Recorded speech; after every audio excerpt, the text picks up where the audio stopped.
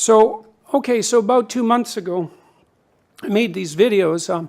I did it because I was trying to articulate my concerns.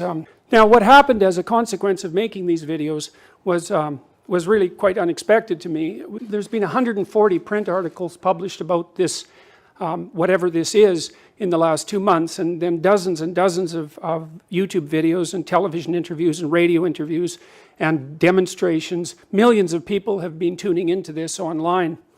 And so obviously something's up, and I can tell you that what's up isn't only a discussion about Bill C-16 and about gendered pronouns. You know, sometimes when you're having a debate or a discussion with someone that you love and you're having a little argument about something, like who's going to do the dishes or something like that, or especially if you haven't been getting along very well with that person, you know how the discussion starts with something specific and then you start trading all the things that it might be about until you're arguing about, you know, the way that you behaved on your third date, you know, 10 years ago, and the whole underlying unresolved chaos of your relationship emerges through the little portal that was defined by the argument. You know, well, that's what this is about. So what the hell's going on here exactly, and why are we damn near at each other's throats? Look at what happened in the United States a week and a half ago. There's some things to talk about here, and I started to try to talk about them, and I would say that my freedom to do so was rapidly infringed upon. My career was put at risk, and I find this absolutely unacceptable because I am trying to sort this out. And so we need to start talking and listening. And when you talk, it doesn't mean you're right, it doesn't mean you're correct, right? It means you're trying to articulate and formulate your thoughts like the boneheaded moron that you are. And you're going to stumble around idiotically because what the hell do you know? You're full of biases and you're ignorant and you can't speak very well and you're over emotional.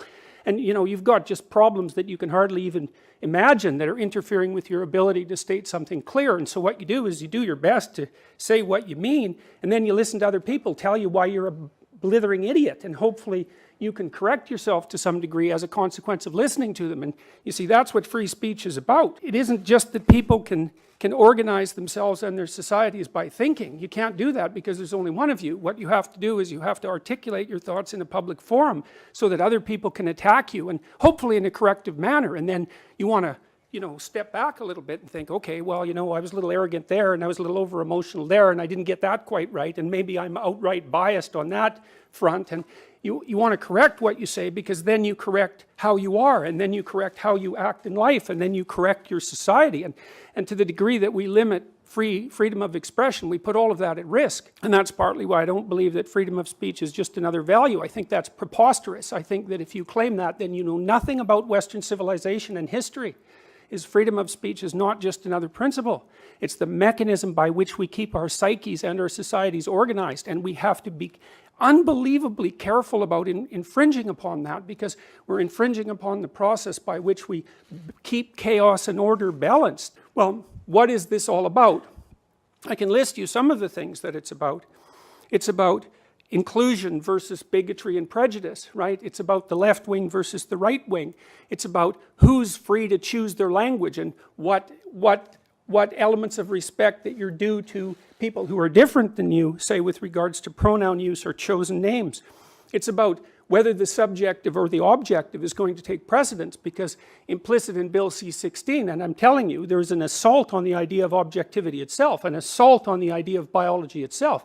And if the university thinks that the sciences are going to be immune from the ideological doctrine that's embedded in these pieces of legislation, they better think again, because there is trouble coming. I know that OISE already has an anti-psychiatry program, and we noticed that Ken Zucker got hounded out of his job just a few years ago, even though he was an entirely credible scientist and clinician. It's about constructionism, social constructionism, versus positivism, versus pragmatism. And there's a mother versus father thing going on here too. And you know, you kind of saw that with Hillary Clinton versus Donald Trump. I would say that was the overprotective, devouring mother versus the tyrannical father, which is that's not a good narrative from a mythological perspective. It's about also the adversarial spirit, I would say, versus the logos. And the adversarial spirit is the spirit that claims what I think right now is correct above all else, and I have nothing whatsoever to learn, versus the logos. And the logos is a very complex idea, and that's that the proper citizen is the person who embodies truth in speech and attempts to act it out. And that also includes listening, because listening is part of communicative intent. And I think at the moment that we're embroiled in a war on every single one of those dimensions, and several others that I haven't had time to list. And the evidence that we're in that sort of war is precisely the fact that this has attracted so much attention. I mean, I just sat in my bloody office at home and threw up a couple of amateurish videos, more or less attempting to articulate my feelings about a couple of policies, and it's like all hell broke loose. And why? Well, because that hell is right underneath the surface. I hate to stop there, but you're at the end of your time. I'm done.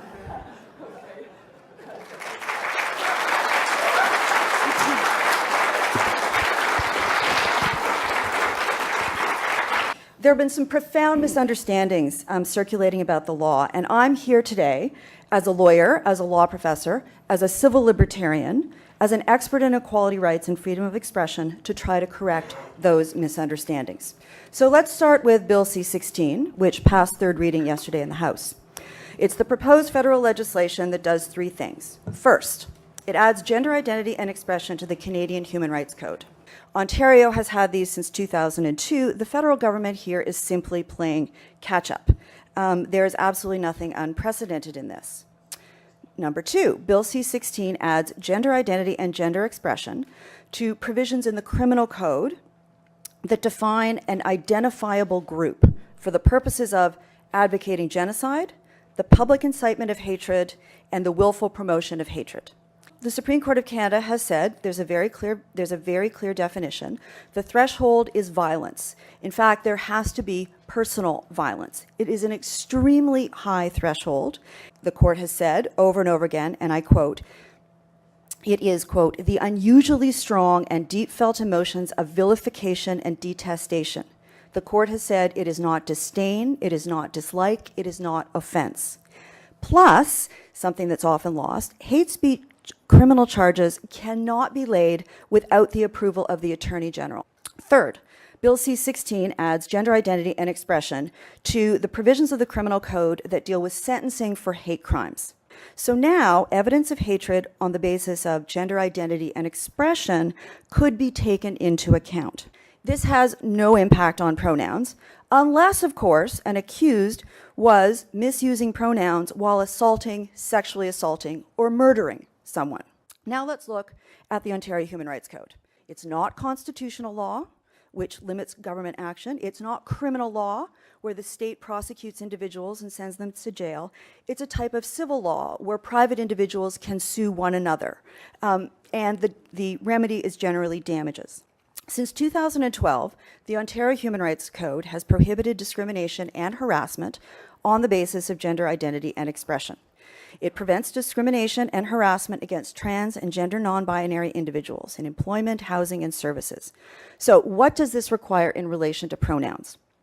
According to the Ontario Human Rights Commission's policy, section 7.4, it specifically said that refusing to refer to a person by their self-identified name or proper pronoun could constitute gender-based harassment. Refusing to refer to a trans person by their chosen name and a personal pronoun that matches their gender identity or purposely misgendering will likely be discrimination when it takes place in a social arena covered by the code, including employment, housing, services like education.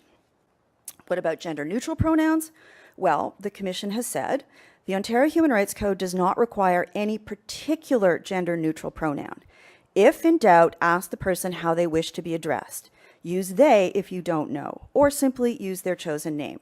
Is this the first time that a law has decided what we must say as opposed to what we cannot say?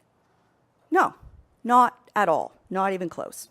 It's not uncommon for the law to require expression. Bilingual labeling requirements on food packaging, health warnings on cigarette packages, the oath of allegiance to the Queen that must be sworn at citizenship ceremonies.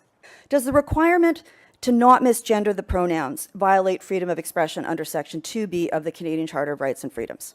Probably it does. The Supreme Court of Canada says any restriction on speech is a prima facie violation of Section 2B.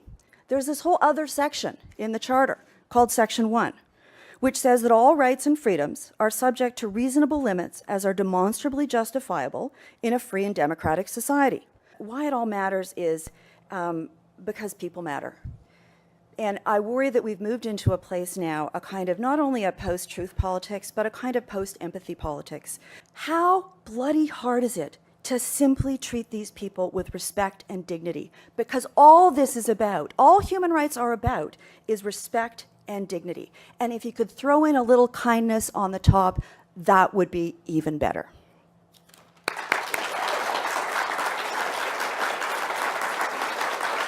So I'm going to read you something that a graduate student sent me from the University of Toronto the other day, and I can also tell you that I've received hundreds of letters like this. Today, I had a tutorial at the University of Toronto where I talked about Jordan Peterson and issues of personal identity, legally sanctioned identity categories, etc. I brought up a video of a tall white man in his 30s who asked students at a university how they'd react if he told them he identified as a woman, as black, as short, and as 5 years old. Spoiler alert. Students in the video resist some of the later categories a bit, but are mostly accepting. Still, students were not engaging in discussion. I asked them why. One said it was because she was worried to share her opinion for fear of being singled out or saying something offensive. I asked who else was not speaking for that reason. The whole class put their hands up. No participation. Why? They weren't uninterested. They were afraid to speak their minds. The PC police are in your heads. You just heard a lawyer's opinion. I have many lawyers' opinions, by the way. I'll start with lawyer one, who was the counsel to several prime ministers. He talked to me about the Human Rights Tribunal because I went and saw him 2 weeks after this all started. Human Rights Tribunal is a kangaroo court, in my opinion, and it should be abolished as fast as possible. It's one of the many institutions in Canada that pose a threat to your freedom that is of almost unimaginable proportions. Here's what this top lawyer told me. If I'm taken in front of the Human Rights Tribunal, it will cost me $250,000. I will pay the legal costs for my opponents, and I will lose. He said, go back to your safe little life and shut your mouth. Second lawyer told me, my critique of the Ontario Human Rights Commission is spot on. And absent the Charter of Rights and Freedoms, which has these contradictions built into it that you just heard described, much of what I was saying was illegal and has been illegal since 2012. Lawyer 3 told me that if I breached a tribunal order, so imagine I was taken in front of the Human Rights Tribunal and I was fined and then I refused to pay the fine, which I've stated that I would do. That equals contempt of court, which inevitably means jail until the contempt is purged. The social justice tribunals and the SJWs, social justice warriors who staff them, have a rogue nature. They can search your house without a warrant. They can use secret hearings. There are no rules of evidence, and the judges are unaccountable. But those are legal opinions. Let's look at a real world case. Let's look at what happened when I made my videos. Let's look at how the university responded, because I can tell you, in the video I said, look, what I'm doing is probably illegal, and worse, my employer is legally responsible for it, because that's built into the codes as well. So by the way, if you're an employer, you're responsible for everything that your employees say, and everything that anybody interprets what they said as being, whether it's unintentional or intentional, whether or not a complaint has been made. So just think about that. Anyways, October 3rd, the university said, like all members of the university community, I have an obligation to comply with the law, including the provisions of the Ontario Human Rights Code. Their policy with regards to workplace harassment, which the university implied that I was engaging in a course of vexatious comment or conduct, where the course of comment or conduct is known or ought reasonably be known to be unwelcome. So what happened essentially was the university reviewed what I had done, and then they reviewed the policies as laid out on the Ontario Human Rights Commission website. The university reviewed my videos and they decided that what I said was true. They decided that the video I made was probably illegal and that they were responsible for it. And so in an attempt to distance themselves from me, under counsel from their legal people, and believe me, the university has good legal people, they sent me a warning. And this is what happens if you want to discipline a recalcitrant employee, essentially, so that you don't have to bear legal responsibility for their acts. And after the third warning, you can take further steps. Now, I pointed out to the university at one point when we were discussing how this forum was going to proceed, that perhaps it would be in their best interests to not support the people who were trying to stop me from talking, but instead to support me legally, and if necessary to take this all the way to the Supreme Court. And the university said categorically that they would not do that. So I would say, when it comes to the contradictory provisions that are in the Canadian Charter of Rights and Freedoms, and so we might say roughly equality versus freedom of speech, the university decided which side they're going to go down on. So on October 18th, the university mentioned to me in another warning letter that if personal pronouns are being used, the refusal to use the personal pronoun that is an expression of the person's gender identity can constitute discrimination. So now, you see what's happened is that I haven't refused to use someone's gender-neutral pronouns. I said that I would refuse. So it's not even the refusal itself that's producing the letters. It's my declared intent to engage in the refusal. And as far as I was concerned, what I was essentially doing was criticizing a piece of legislation that had not yet been passed. But the university's legal department decided that all that was sufficient for them to distance themselves from me and to engage in disciplinary activity. So, and then with regards to these human rights tribunals where all this stuff would be sorted out, it's like those places destroy your reputation and destroy you financially. And can they put you in jail? Well, it's a complicated argument in some sense, but I can tell you that if you refuse to pay the fines, that's the next step. The federal people have indicated that these policies will be interpreted in accordance with the Ontario Human Rights Commission's policies online. And so you guys should go read those, because those are not fun. And I would say that they pose an incredible threat to your liberty. And it's all done under the guise of compassion. People who keep pushing that on you are making a massive mistake, and they're infantilizing you. And they're terrifying people in the university community, as you can tell by the letter that I just read. And I've received dozens of letters like that. People are afraid to say anything because they're going to get targeted. And if you wonder or not if that's true, then just think about what happened to me and ask yourself if it's true. Good enough. Thank you.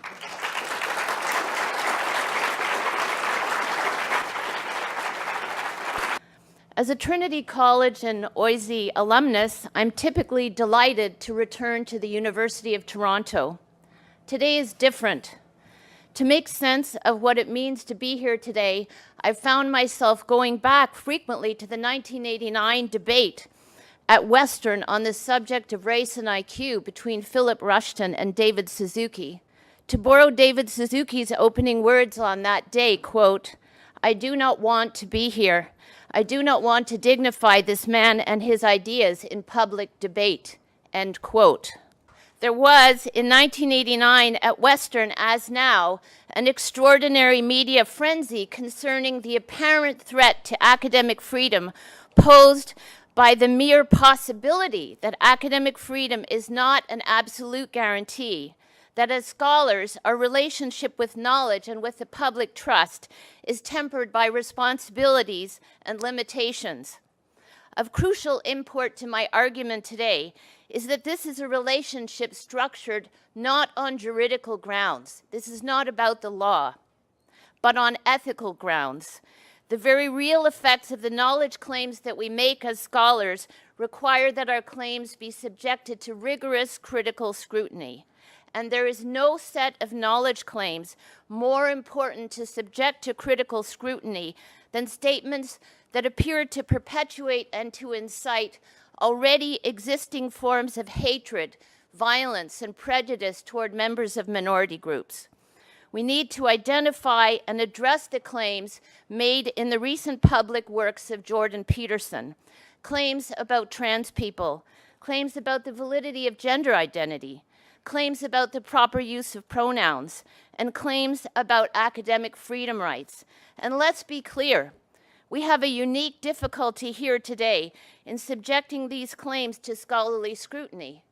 What kind of claims can you have in amateurish videos?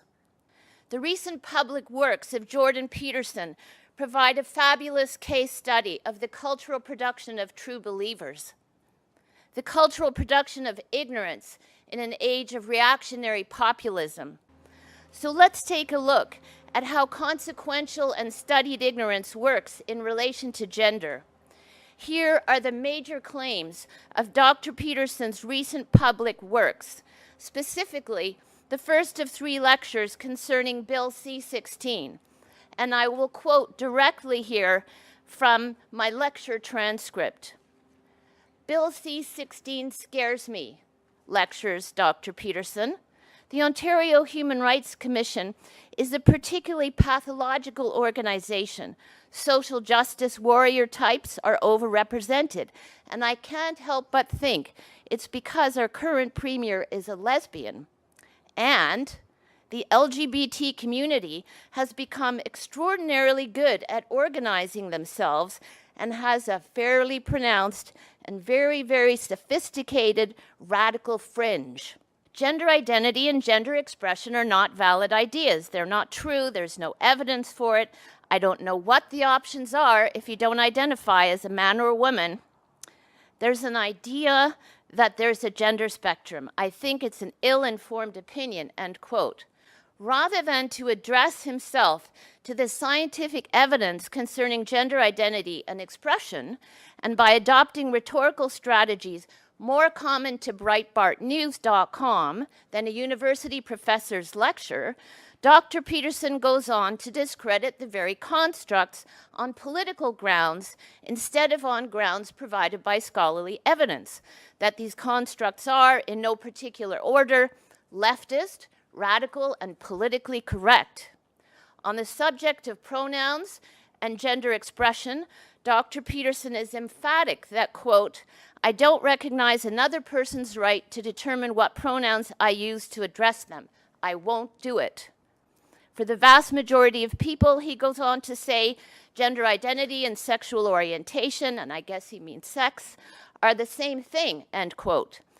As for the definition of transgender, Dr. Peterson claims that, and I quote, I don't believe that these people, these terms stand for good things. I think that these people use these terms as a pretense that they stand for good things, as a pretext for them to continue their nefarious activities, end quote. Well, this is hardly the stuff of academic scholarship. I'm a member of the Global Education Initiative of the World Professional Association for Transgender Health, and I can tell you without a shred of doubt that there is no link between the public claims made by Professor Jordan Peterson about gender generally and transgender specifically and a body of easily accessible peer-reviewed scholarship. This body of peer-reviewed research knowledge provides conclusive evidence that whereas anatomical sex is perhaps dimorphically categorical, and that's only if we choose to ignore intersex, that secondary sex characteristics cannot be argued simplistically to be determined by chromosomal sex, and that there is highly significant diversity in gender identity and expression, which exists on a continuum that reveals persistent differences that cannot be explained by sex assigned at birth. Gender identity and expression are dynamic, biosocial aspects of human diversity that are culturally and socially in a complex relationship with matter. Gender identity and expression are linked both to the extraordinary plasticity of human life and the fluidity of identity, and as well, and this is where we must pay close attention, linked to gender-based violence, to minority stress, and threats to a whole host of rights in Canada that are not up for debate here today. These rights include the right to recognition, the right to communicability of presence, the right to culturally competent institutional climates, and perhaps the most profound of all rights, the right to safety and the right to culture and access to knowledge. Whereas almost all the media attention on the Jordan Peterson affair has focused on the possible threat to his academic freedom, I want to focus instead on the ethical significance of an academic's total dereliction of academic responsibility. Academics are never free to distribute totally bogus claims while trading on the value provided by their title as a professor in a great Canadian university, and perhaps even worse, as a clinician registered by an accreditation body. Quite the contrary. Every faculty member takes on academic responsibilities that embody an ethical commitment, which is precisely not responsibilities required by the law. Academic knowledge that appears to codify knowledge about minority populations must not add to the harms already facing minority groups by itself contributing to the consolidation of ignorance, nor by inciting hatred toward members of these groups. Faced with Philip Rushton's perpetuation of racist assumptions in his research on race and IQ in the 1989 debate, David Suzuki concludes that one can only infer, quote, "He is either grossly ignorant or deliberately mischievous. Either way, what is required is action by scientists and academics. His claims must be denounced. This is not science," end quote. Surely, the deliberate production of ignorance concerning a precarious minority group constitutes evidence of the most unethical abnegation of the responsibility of academics to contribute to human well-being, collective intelligence, flourishing, and the survival of planetary life. The institution of the public university cannot and must not sanction ignorance. And most emphatically, we must denounce the deliberate cultural production of ignorance. We can and we must do better. And we must do better, not because it is prescribed by the law, but because we have an ethical commitment to contribute to the advancement of knowledge in a democratic society. Thank you.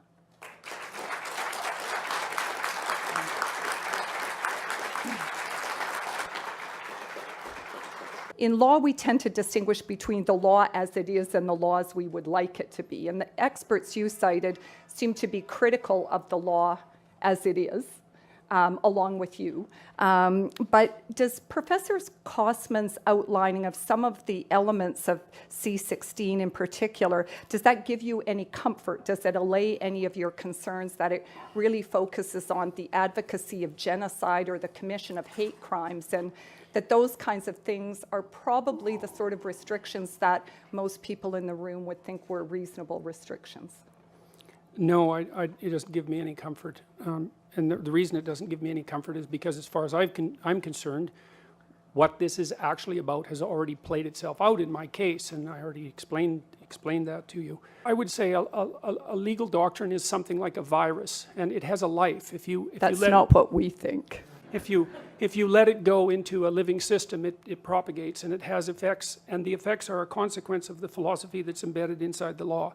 And if you really want to know about this, you should read Alexander Solzhenitsyn's Gulag Archipelago, because what he does in that book is tell you how the hypothetically humane doctrines that were embedded in radical Marxism at the end of the 1800s unfolded into Soviet society and demolished it. But I want to tell you a little bit about what the law does. And this is with regards to its interpretation from the policy guidelines. It instantiates social constructionism into our legal system. You have to understand what that means.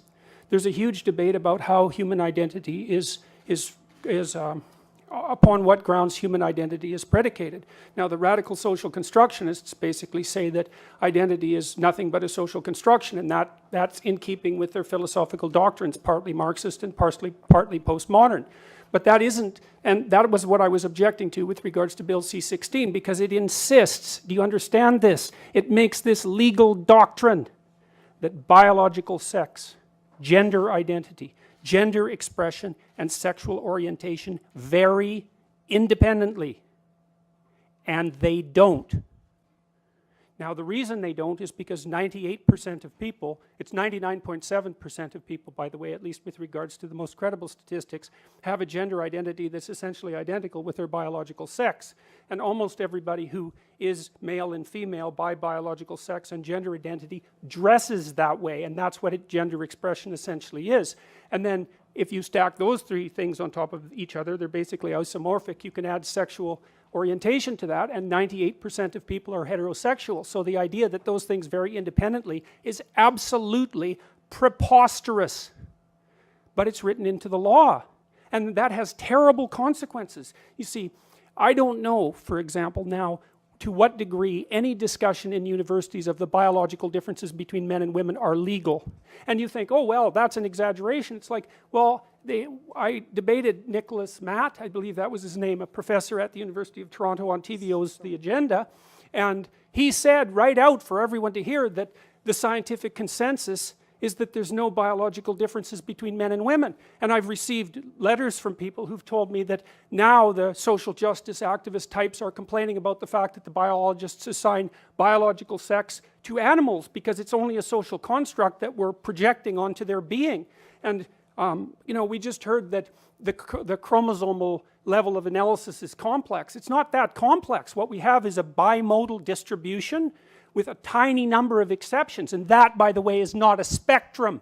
I think you were just starting at the end of your discussion in your answer to the last question to talk a little bit about some of the points that Professor Bryson made about your picture of gender and the relationship between sex and gender and some of those issues. And you know, she lays out some of the science and some of the actual scientific findings around those issues. And I wonder, when you take a look at some of that research, how does it affect your thinking on some of these questions about, in particular, what some people think of as perhaps a rather simplified picture of sex and gender? Okay. One of the things it builds in, for example, is the claim that identity is only subjectively defined. And that's built right in. It says that your identity is whatever you think it is. Well, let me tell you, as a practicing psychologist, that's absolute rubbish. Your identity, look, when children are 2 years old, that's what they think. They think that their subjective reality is everything, and what you do is you socialize them between the ages of 2 and 4 to adopt an identity that's part of a cultural negotiation. It's like your identity is part of a cultural negotiation. It's partly the game you play and partly the game that I play with you, and I have to be a voluntary participant in that. And not only is it not subjectively defined, which detaches it entirely, by the way, from the underlying biological and the underlying objective reality, making any claim you want for your subjective identity valid. The other thing it does, it completely obliviates the idea that identity is actually a pragmatic entity, for God's sake. It's like if you're a lawyer or a father or a mother, like an identity that has some solidity to it. Your identity is also a vehicle within which you travel through life, right? It's a set of tools, a set of pragmatic tools that you use to interact with the social and the natural world. It's not only your subjective whim. The idea of gender identity, which is only defined subjectively in the relevant law, has been studied intensively by personality psychologists such as myself. In fact, my lab has done some of the, I wouldn't say the most fundamental research on it, but you know, we're in the ballpark. Here's a little story. Okay, so the differences between personality between men and women are basically what constitutes gender identity insofar as it's not merely subjective. And one of the things that's happened is that as the Scandinavian countries have equalized their political and sociological landscape, the differences in identity between men and women have got larger, not smaller. Do you understand that? That's a refutation of the social constructionist claim. So what happens is that if you flatten out the landscape so that there are very few socioeconomic differences, say, or sociological differences in the treatment between men and women, what happens is the biological difference maximizes. It maximizes. Do you understand? That means men and women get more different, not more the same. And the thing about women in the audience, bloody hell, you should think about this, because don't you want to pursue the things that you're interested in? And if you pursue the things that you're interested in, because you're interested in different things than men, I'm telling you, and if you look at the interest variation, this has been established technically, if you look at the interest variation, there's almost no overlap between men and women if you sum up the differences in interest and temperament. Okay?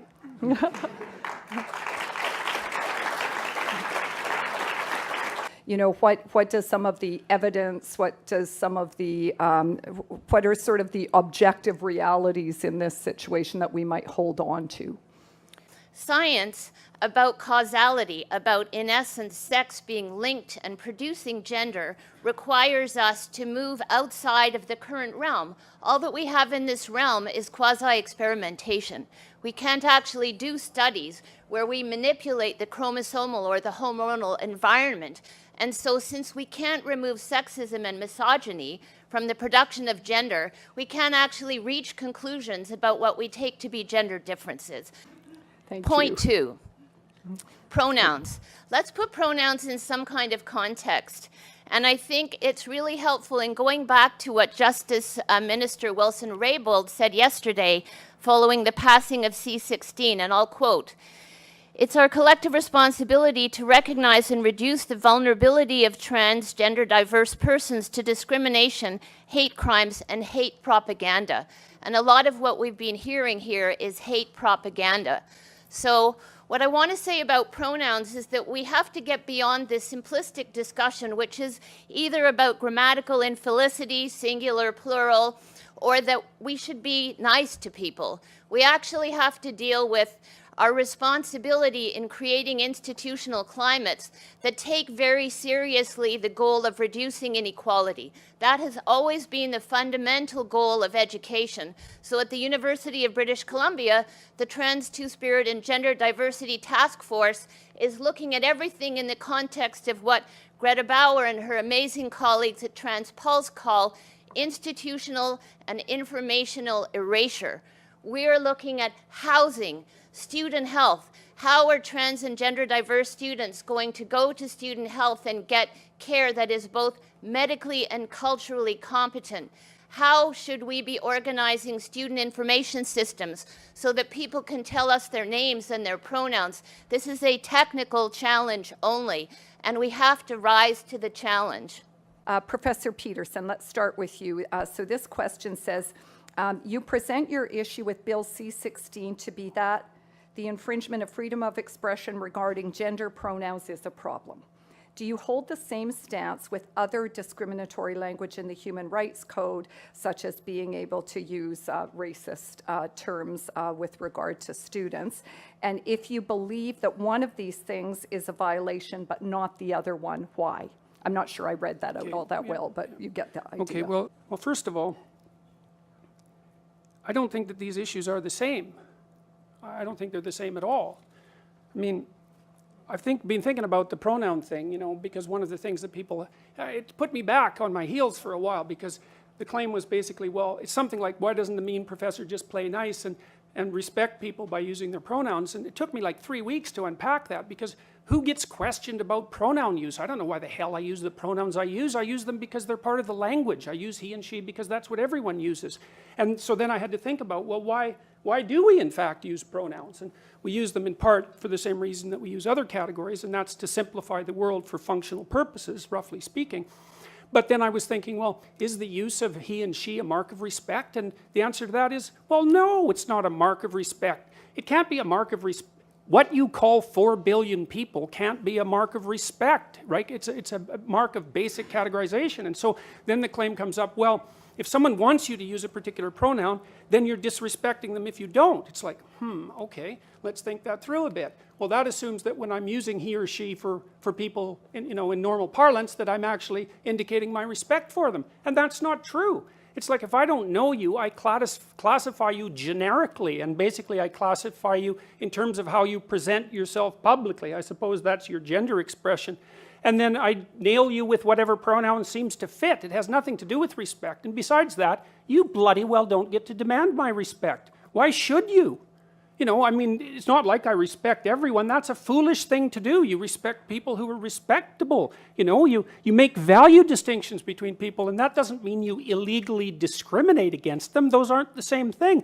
But I'm all for value judgments. So don't tell me that I'm not respecting people when I don't use their gendered pronouns. And the other thing is, I don't buy this whole idea that the people who are putting this legislation forward are valid representatives of the trans community. That's what they say they are. We have mechanisms for deciding whether someone's a valid representative of a community, and that generally involves democratic voting. I've received at least 20 letters from transsexual people who are on my side, and by the way, 0 from others, believe it or not, who are perfectly happy with the idea of gendered pronouns. It's just they want to be the other one.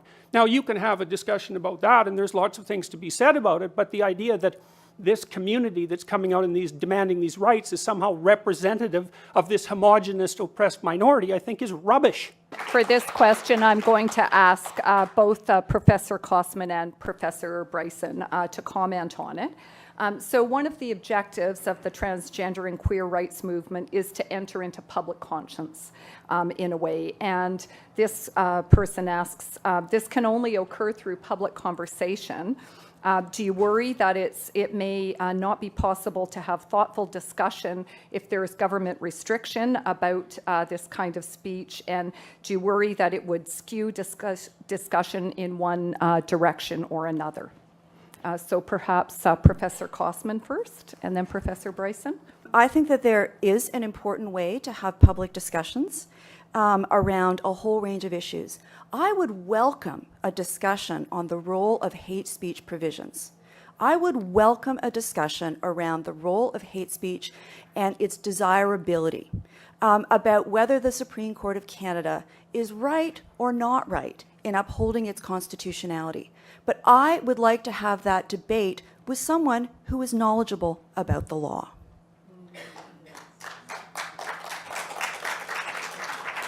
Thank you. And Professor Bryson. One of the big questions that I had to deal with in considering whether or not to accept the very generous offer, invitation of the University of Toronto to come here today would be the impact of this event on trans and gender non-binary people, specifically at the University of Toronto and much more generally. And so, whereas I would say that I recognize practices of peer review, and practices of peer review are not denouncement. Practices of peer review are practices that we utilize to make assessments about knowledge claims, whereas I would fully appreciate being able to enter into a discussion about gender and gender identity and issues around trans culture as a means of practicing peer review. I think the difficulty that we've had, and we've managed to reproduce this difficulty here today, characterized just now by Dr. Peterson as simplifying the world for functional purposes. Simplifying the world for functional purposes is not what I recognize to be academic practice. This is not how we relate to knowledge. And so I think that there's a concern when we don't subject claims that are being made as knowledge claims by people who carry titles at great Canadian universities, when we don't treat those knowledge claims in the same way that we would in any other field. And when they're knowledge claims made about members of minority groups, embattled, vulnerable, marginalized members of minority groups, then I think that we all need to be very concerned about how it is that we're changing what we think we do in the university, which is supposed to be about the advancement of knowledge and excellence. Thank you. Is Professor Peterson, as a clinical psychologist, refusing to acknowledge how damaging it could potentially be to an individual to disregard their identity? It's a very difficult question to even engage with because I don't understand it.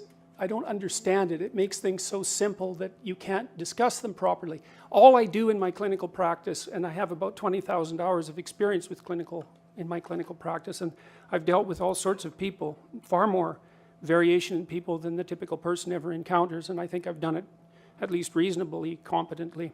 All my discussions with people in my clinical practice are about their identity, given the definition of identity that I brought forth, how they feel about themselves, how they conceptualize themselves, because those are two different things, how that plays out in their interactions with other people, and what the functional significance of that is. And I'm going to say forthrightly, well, two things. One is that I don't believe that any of my clients have had cause to worry about my interpretation of their identity, because what I do in my practice is help them discover what that is. I'm seriously not interested in imposing any ideas of identity onto someone, because I can't do that. I don't know what the right vehicle is for you to travel through life. What I can help you do is articulate your concerns. I can ask you questions where I see contradictions in your self-articulation.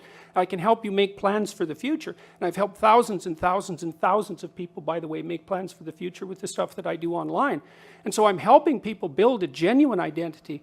Well, and that's what I do. So that's the answer to that question, and I think I do it well. I mean, in the stuff we've done from a research perspective with the Future Authoring Program, which I offered to people free a week and a half ago to help them catalyze their identities, we've helped 5,000 university students increase their grade point average 20% and decrease their dropout by the same. And the biggest effect has been with men and and non-Western ethnic minority students who've accelerated their performance up beyond the range of the normal for the dominant culture. A pure psychological intervention, I might say, and not a sociological intervention.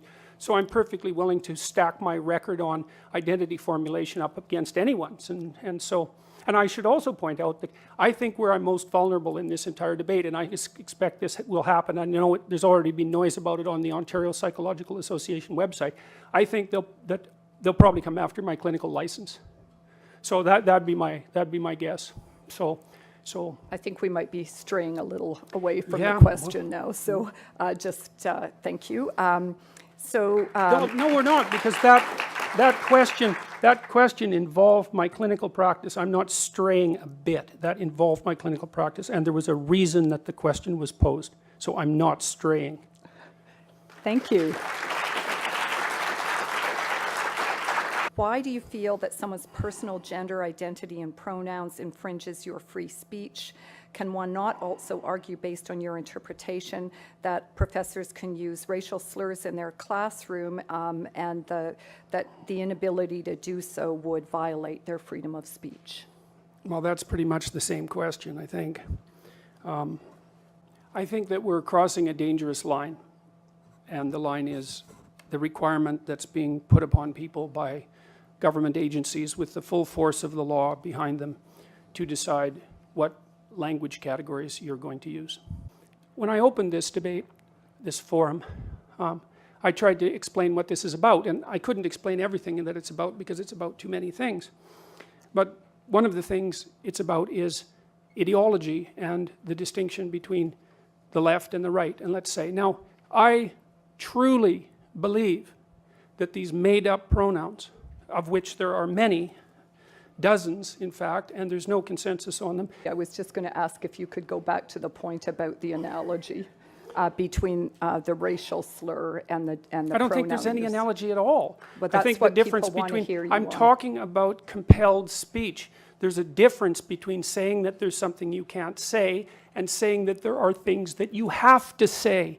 And I regard these made-up pronouns, all of them, as the neologisms of radical PC authoritarians. Do you understand that? And I'm not a fan of that sort of person. And the reason I'm not a fan of that sort of person is because I've done my homework. I've read everything I can get my hands on in the development of authoritarian political systems, and I know the literature inside out and backwards. And I am not going to be a mouthpiece for language that I detest. And that's that.